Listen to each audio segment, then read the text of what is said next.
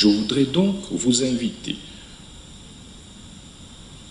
au sortir de cette plénière, que vous puissiez me saisir officiellement, par dénonciation ou autre acte, pour que je donne immédiatement injonction à l'auditeur général des FARDC afin d'appréhender, je dis bien, quelque auteur que ce soit d'un quelconque dérapage que ce soit dans les provinces où il y a état de siège. Ça veut dire la province du Nord Kivu, la province de l'Ituri.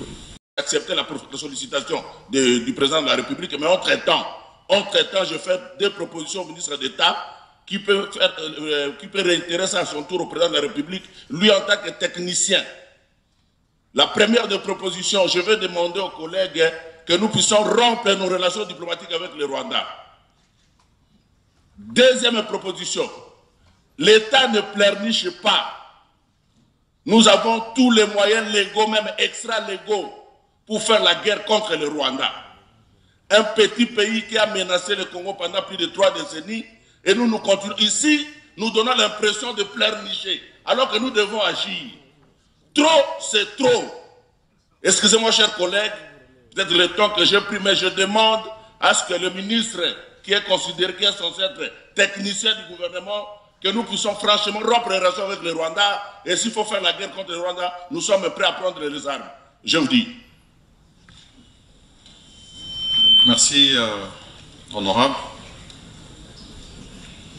Le collègue Essimba, étant le dernier orateur, je redonne la parole au ministre d'État, ministre de la Justice, pour réagir aux préoccupations exprimées par les sénateurs.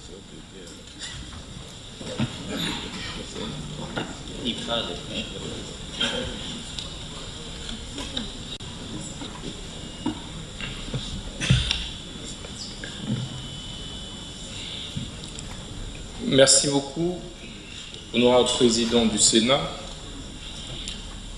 Merci encore à tous les honorables sénateurs pour des pertinentes questions, mais aussi observations et enrichissements.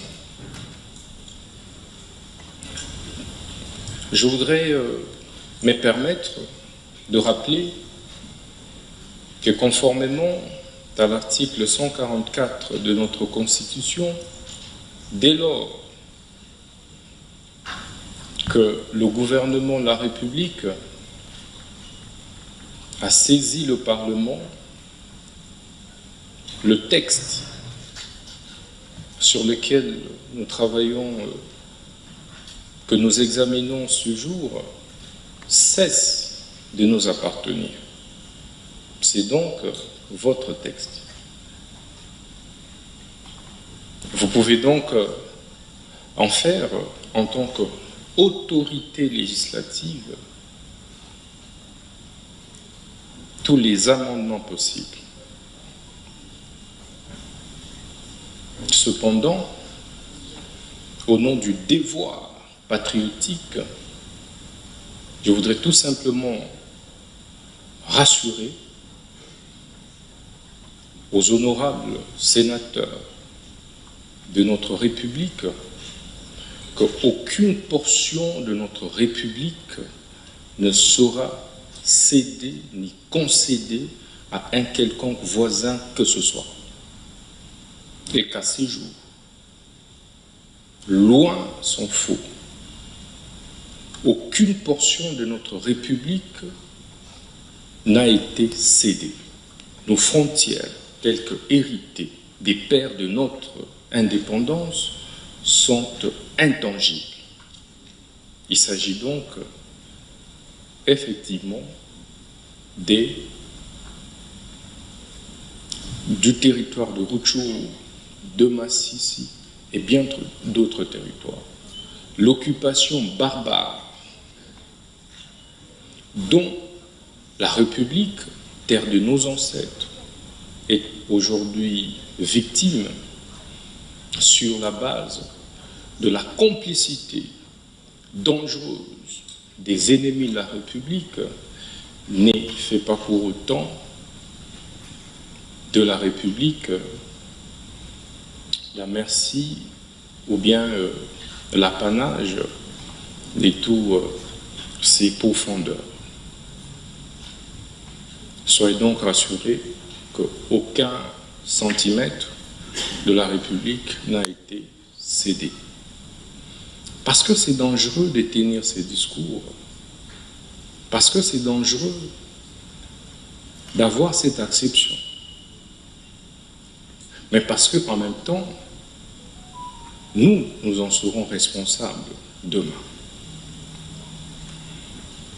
Les forces de défense et de sécurité, sous le commandement du commandant suprême des FARDC, j'ai cité son Excellence Monsieur le Président de la République, chef de l'État, consentent des efforts considérables pour pouvoir mater l'ennemi qui est connu, de mater et mettre hors d'état de nuire toutes les forces négatives qui sont manipulées par des forces extérieures. Et à cet effet, nous avons amorcé pour une première fois dans notre histoire politique et judiciaire un procès clair contre M.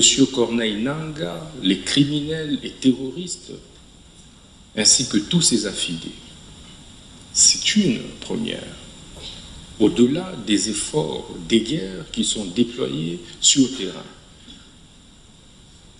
Et d'autres instructions se poursuivent pour pouvoir dissuader tous les Congolaises et Congolais qui s'évertuent à trahir la République au profit des États étrangers, pour continuer à piller nos ressources, à violer nos femmes,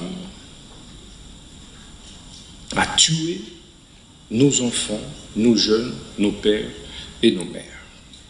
Je voudrais donc que nous puissions être rassurés que Rutshuru fait bel et bien partie du territoire national de la République démocratique du Congo. J'ai noté avec pertinence les propositions que vous avez formulées en tant que ministre d'État, ministre de la Justice et garde des Sceaux, sur instruction de la haute hiérarchie. Nous allons nous employer à traquer les auteurs, qui qu'ils soient, des dérapages auxquels vous avez fait allusion, notamment l'honorable sénateur Mouya. Je voudrais donc vous inviter,